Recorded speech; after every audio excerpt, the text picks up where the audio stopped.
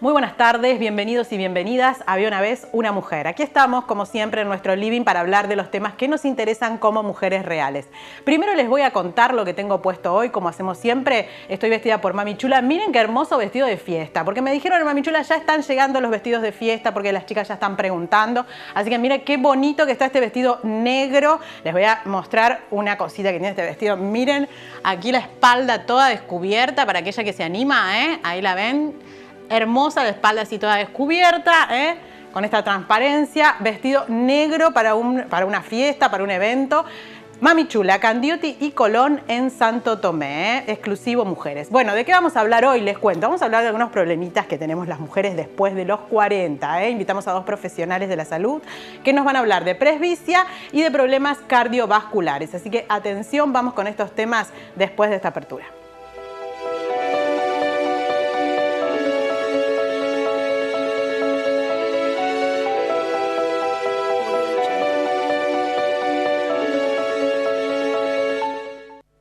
Muy bien, estamos aquí en el living de Había una vez una mujer. Prometimos hablar de algunos problemitas que tenemos las mujeres después de los 40 y convocamos a algunos profesionales que tienen más de 40 para que no nos digan otra cosa.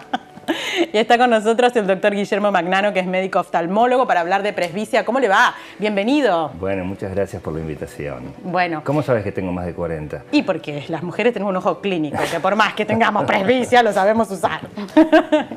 Bueno, a ver, ¿qué es la presbicia? ¿Por qué aparece esa señora después de los 40? Bueno, la presbicia es un signo normal del envejecimiento del ser humano. Ah, bueno, está bien. O sea que nos vamos poniendo viejas, quiso decir. Nos vamos poniendo todos viejos.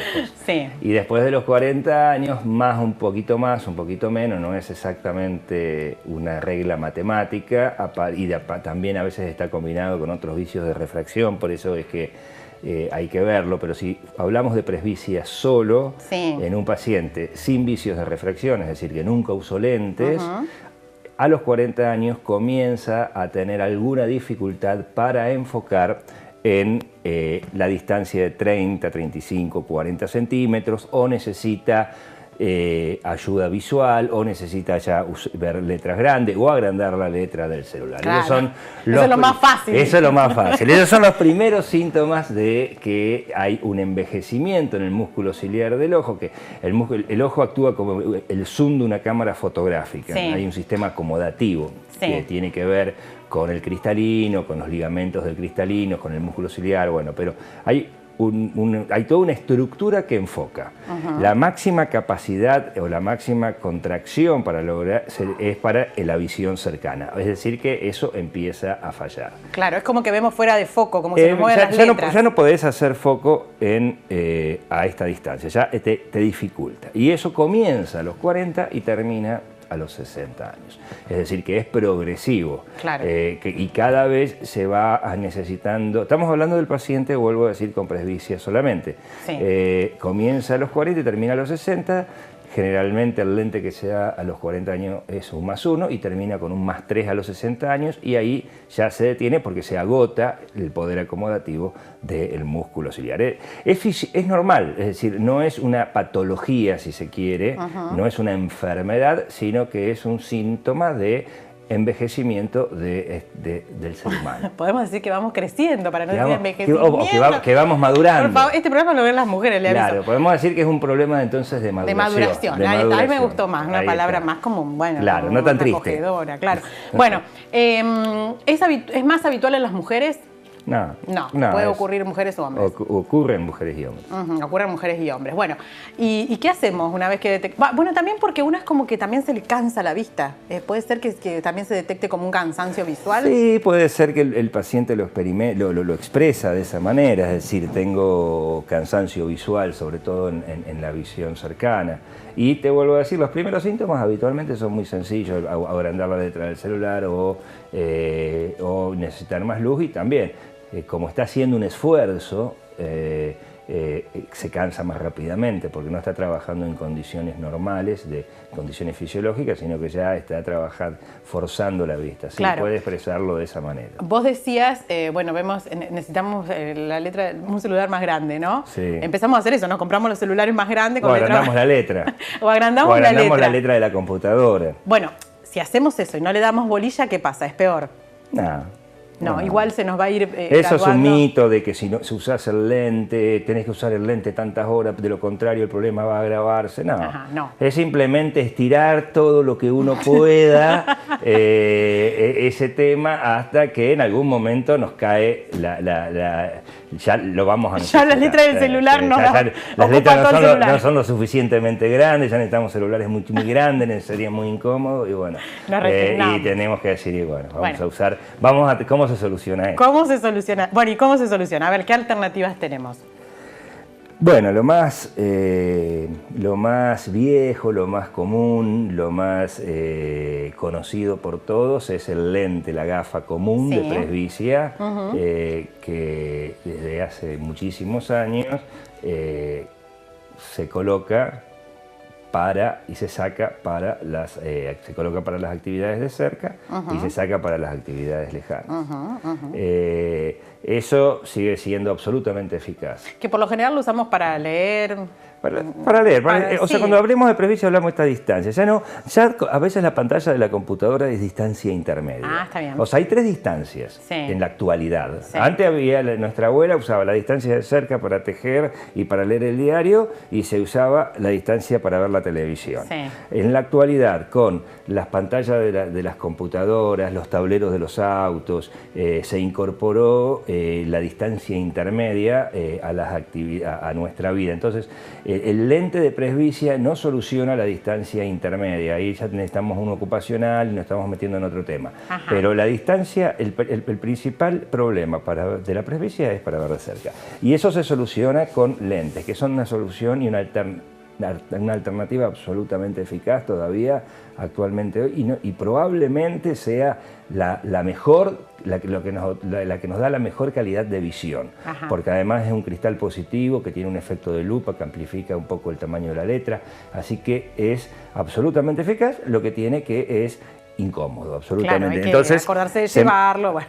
Se pierde, uno se sienta arriba, lo rompe, lo dobla, entonces, en fin, no es práctico. Claro. Algunas personas conviven mejor con el lente, otros conviven muy mal con su lente. Entonces, los que conviven bien con su lente siguen su vida como si nada hubiese pasado y los que conviven muy mal, que ahí sí son las mujeres generalmente, claro, nos enojamos con esa que posibilidad. Se enojan con eso, que son mucho más coquetas, sí. que quieren pintarse los ojos, que quieren lucir los ojos,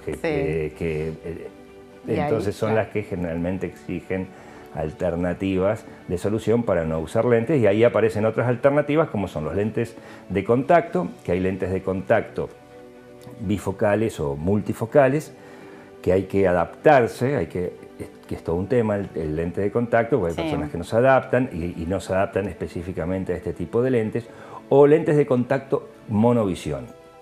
¿Qué es monovisión? ¿Qué es eso? Hiciste esa cara, como si estuviese hablando de... Bueno, chino básico. No, mono es uno, es decir, sería... Yo utilizo una lente de contacto único, suponiendo que en un ojo es normal, en ese ojo no me coloco nada.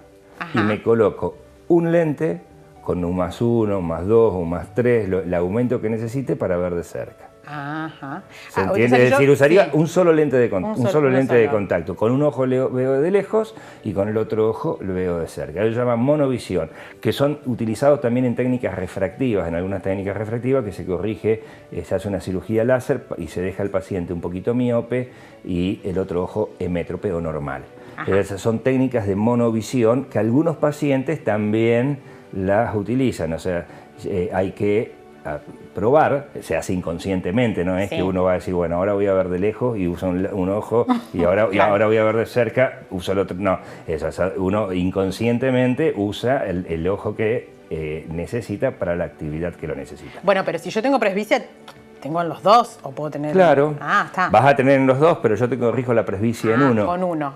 Qué interesante. Ajá. Y entonces con uno vas a ver de cerca y con el otro vas a seguir De manera inconsciente el cerebro, claro. Exactamente. Esa es una técnica también con lentes de contacto de monovisión. La otra de bifocal o multifocal son para los dos ojos. Los dos, claro. Y esta que es una lente monofocal con un solo ojo. Uno corrijo un ojo la presbicia y el otro no corrijo. Ahí está. Bueno, y tenemos otra opción, nos decía. Habrán escuchado hablar de gotas, también que es el método Venosi, que son algunas gotitas que se colocan 2 o 3 veces por día, que suele en algunos pacientes ser eficaz, en otros no.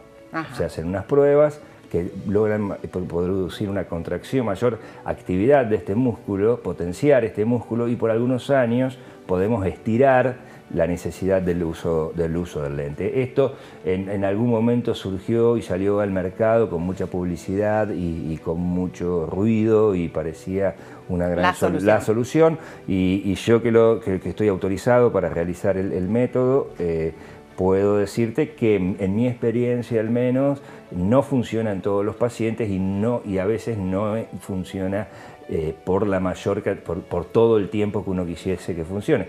Pero es una alternativa y de hecho que tengo más de 100 pacientes en tratamiento con el método Venosi. Claro, algunos se adaptan y otros no. Y otros no, pero se puede probar porque es inocuo, digamos, es algo no agresivo como las cirugías, que sería lo último. A lo último optamos por la cirugía. Y a lo último optamos por las cirugías que ya es las cirugías con lentes intraoculares. Claro, bueno, a ver, vamos a ver si el señor director así lo dispone. Podemos ver, ahí estamos viendo esa cirugía a la que estamos haciendo referencia. A ver, cuéntenos qué vemos ahí. Bueno, esa es una cirugía que realicé yo hace un par de años, no más, eran las primeras cirugías que yo realizaba con estos lentes. En realidad es una cirugía de catarata con facoemulsificación común y corriente. Eso que están viendo ahí que se mueve es el cristalino. Y eso que está ingresando en el ojo es la punta del facoemulsificador, que es como una aspiradora que ustedes ven que va aspirando. Vamos rompiéndolo en pedacitos chiquitos y va aspirando y va comiendo las distintas partes del cristalino. Esa es la corteza o una parte del cristalino que queda adherida a la cápsula, que también entramos con otro tipo de cánulas y las aspiramos y dejamos libre y limpio esa bolsita que se llama VAC, donde vamos a implantar la lente intraocular. Hasta aquí es una cirugía de cristalino, de catarata común y corriente. Lo que cambia es esto que están viendo ahora, que es una lente multifocal, es decir, no es una lente monofocal, sino que es una lente multifocal, que nos permite ver de lejos y nos permite ver de cerca. Yo creo que esto es lo que se viene, o sea, ya está instalado en cirugías para corrección de la presbicia, no en pacientes de 40 años, pero sí ya en pacientes de 55, 60 años. Ahí estamos introduciendo la lente y esto tiene un sistema de anillos, no funciona como la multifocalidad de la lente aérea, sino que funciona de otra manera, pero el concepto es que el paciente con distintos, ahí tenemos las patitas que se van a enclavar, estoy tratando de centrar la lente, ahí estiro las patitas que van a ser las que van a centrar el lente, porque esto tiene que ser una cirugía perfecta, eso sí, ¿no es cierto? Porque no tenemos que tener ningún tipo de complicación, tiene que ser una cirugía con un lente perfectamente centrado, que no haya hemorragia, etc. Y ahí marca las distintas aros concéntricos donde nosotros vamos inconscientemente, como te decía recién, a utilizar uno u otro de acuerdo a la distancia que necesitemos, ya sea para lejos, ya sea para cerca. La cirugía termina, bueno, aspirando la sustancia que se llama esta sustancia viscoelástica, que es lo que me permitió introducir la lente en el bag o en el saco capsular, y ahí vuelvo a marcarte la cirugía que termina aquí. Es una cirugía corta de 5 o 6 minutos, 10 minutos, pero no es una cirugía de 1 hora. Claro. Podríamos decir que es algo sencillo. No es, en realidad, el paciente lo experimenta como algo de esa sencillo. manera. Es algo extremadamente complejo. Claro. Es decir, se necesita una curva de aprendizaje muy larga, se necesita tecnología de altísimos costos, se necesitan unos instrumentos para medir las dioptrías de la lente, que son también aparatos muy costosos. Se necesita la lente, que también es muy costoso, o sea que, y bueno, y te vuelvo a repetir, una curva de aprendizaje que es larga. Eso que vos lo ves ahí muy sencillo, lleva muchos años aprender a hacerlo bien. Claro. Entonces, pero o sea, no es sencillo, pero sí el paciente lo experimenta como algo sencillo. Se va a su casa después de esto con el ojo destapado, se hace con anestesias tópicas, es decir, con gotitas, no hay que dormirlo, no hay que internarlo. Y yo creo, y cada vez están saliendo distintas lentes superadoras a las anteriores, distintas marcas, y yo creo que en un futuro no muy inmediato, esto va a masificarse. A mí me pasó con un paciente que no le ofrecí la multifocalidad y vino a quejarse porque no le había ofrecido. ¿Cómo no le había ofrecido? Claro. Y a mí se me ocurrió que ese paciente no lo iba a poder pagar porque son lentes muy costosas y no sé, y en general uno no lo ofrece masivamente. Claro. Entonces el problema es, yo ahora de rutina lo ofrezco. Si el paciente me dice no, bueno, listo. Hay otras opciones. Pero hay que ofrecerlo como otras opciones. Porque yo creo que la multifocalidad intraocular es una alternativa que es muy interesante también, no en todos los pacientes, de toda este abanico de posibilidades de los cuales estuvimos hablando, es para, hay que seleccionar cada caso en particular. Esta cirugía que yo te estoy diciendo no es para un paciente de 40 años. Claro. Pero si ya tenés más de 50, 55 años y ya empieza un proceso de esclerosis del cristalino, es una alternativa válida. Bueno, doctor Magnano, muchas gracias por estar aquí en el Living de Había una vez una mujer. Muy amable, ¿eh? No, muchas gracias por la invitación. Como siempre, les decimos que si tienen que hacernos alguna consulta con respecto a los profesionales que están aquí en nuestro living, pueden hacerlo a través de nuestras vías de comunicación, nuestro Face Había una vez una mujer, nuestro email habiaunavezunamujer@gmail.com y nuestro teléfono 0342 155 11 99 44. No se vayan, ya venimos después de la pausa.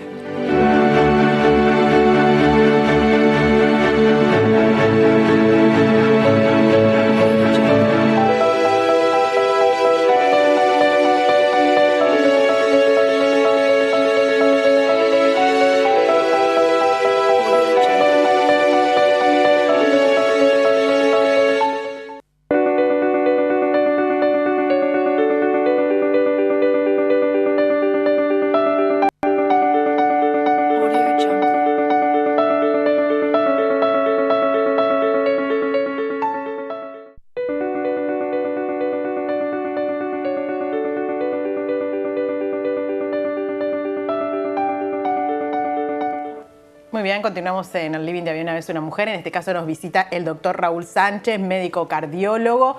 ¿Cómo le va, doctor Sánchez? Hola, ¿cómo estás? Muchas gracias por la invitación. Bueno, gracias por haber venido. Estamos hablando de algunos problemas que aparecen en las mujeres después de los 40, ¿no? Y que hay que prestar mucha atención. Por ejemplo, el tema de los problemas cardiovasculares, ¿no es cierto? Cuéntenos un poquito, a ver, ¿a qué tenemos que estar atentas? Bueno, mira, el periodo de la mujer entre 40 y 50, ¿no es cierto? Es un periodo que es duro porque hay cambios hormonales, pero en esta época es peor todavía. Un poco te comentaba fuera de cámara que últimamente se ven más episodios cardiovasculares en la mujer entre los 40 y los 50, porque hay más factores de riesgo que influyen sobre las arterias, evidentemente. Claro. Antes la mujer tenía un rol mucho más pasivo en la sociedad, ¿no es cierto? Hoy tiene un rol mucho más activo, con mucho más estrés. Nivel de exigencia a lo mejor mayor. Y bueno, eso hace que aumenten los factores de riesgo. Por ejemplo, otro factor de riesgo es el tema del cigarrillo. Hay muchas mujeres que fuman. Otro factor de riesgo es el tema de la obesidad. Hay mucho sobrepeso. Hay mucho sobrepeso en la sociedad en general actualmente. y la diabetes y el colesterol. Claro. Son los factores de riesgo y la hipertensión, no sé si lo dije, pero son los factores de riesgo que van apareciendo después de los 40. Claro. Sí, y usted también me dijo algo fuera de cámara que a mí me asustó un poquito, que tiene que ver con esto de la causa de muerte. Me decía, ya está igualando lo que tiene que ver con el cáncer de mama, ¿no? Sí, el cáncer de mama, el cáncer de cuello de útero, eran, digamos, picaban en punta en causas de muerte en la mujer. Pero hoy en día las enfermedades cardiovasculares están ahí, Claro. Casi igual, quisiera decir. Claro, claro. Y bueno, por supuesto que ha mejorado, digamos, los diagnósticos en el cáncer de mama, en el cáncer del cuello de útero. Eso también tiene mucho que ver. Mejoró la parte médica en esas patologías y aparecieron factores de riesgo que antes no tenía la mujer y que ahora los tiene, factores de riesgo para la parte cardiovascular. Claro. O sea, se suman que han mejorado la prevención y la tecnología en el cáncer de mama y el cáncer de cuello de útero y han empeorado los factores de riesgo para enfermedades cardiovasculares. O sea, por eso está creciendo la enfermedad cardiovascular en la mujer. Que es una etapa, ¿no es cierto?, de expectativas. Yo siempre le digo a mis pacientes, lo que acá hay que cuidar son los factores de riesgo. Cuidando los factores de riesgo, es muy poco probable que una mujer tenga un infarto, un ACV, un problema, ¿no es cierto?, arterial en cualquier parte del cuerpo.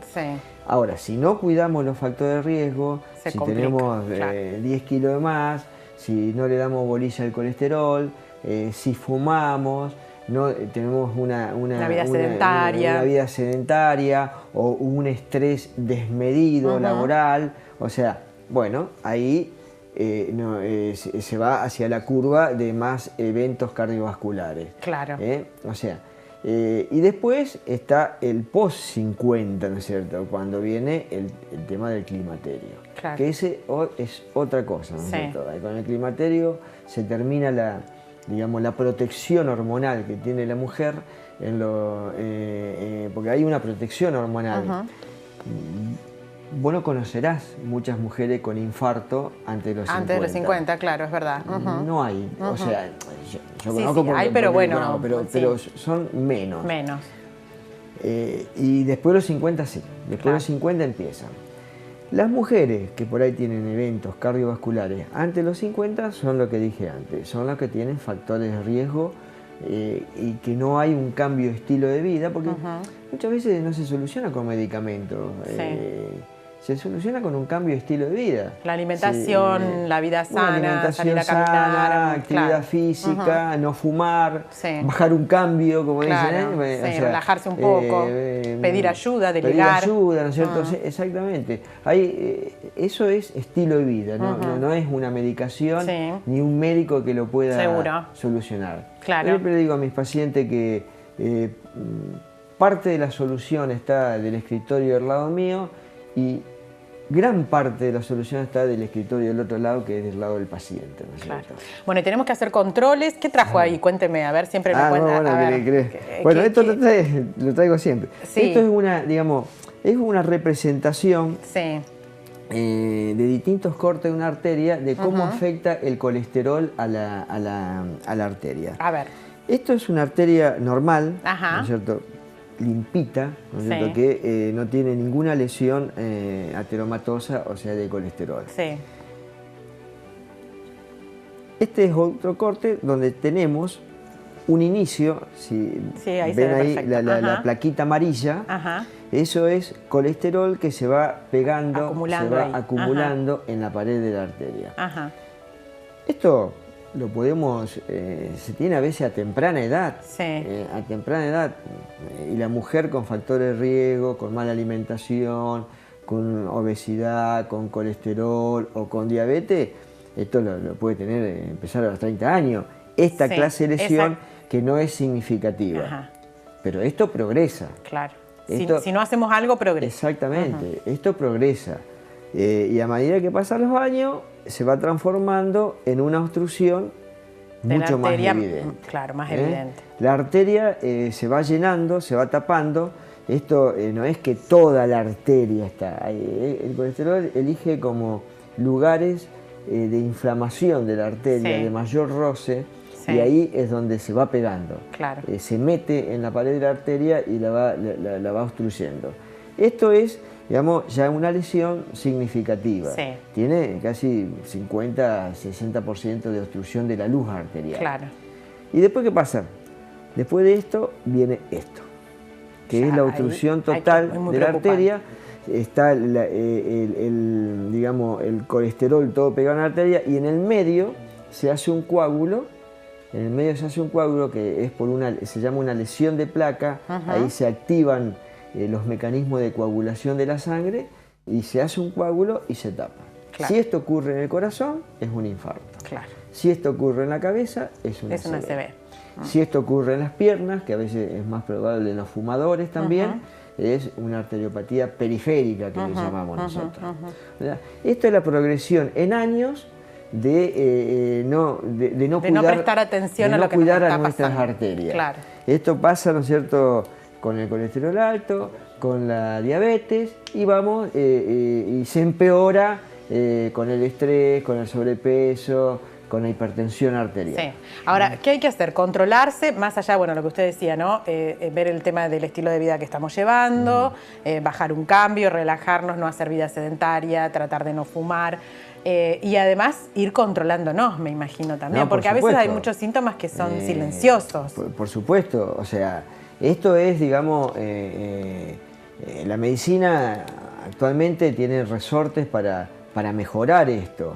Quizás a veces cuando uno encuentra una obstrucción del 50-60%, no es que lo va a solucionar, pero por lo menos tiene resortes de importancia y científicamente probado para parar ahí. Claro. ¿No es cierto? Claro. Para parar, no solucionarlo, porque por ahí la gente piensa que uno le va a dar la pastilla y lo vamos a curar de esto. Sí. Y hay que ser claro, no lo vamos a curar, lo que vamos a lograr es que no progrese, que quede ahí, ¿no es cierto?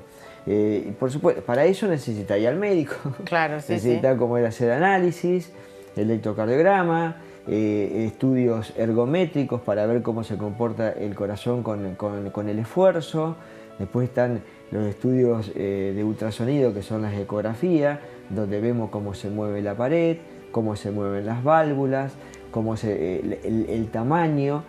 Todo eso nos va dando pautas de cómo está el corazón. Después tenemos los estudios, digamos, de 24 horas como el Holter, como el estudio de la presión arterial, a ver cómo se comporta la presión arterial durante la noche.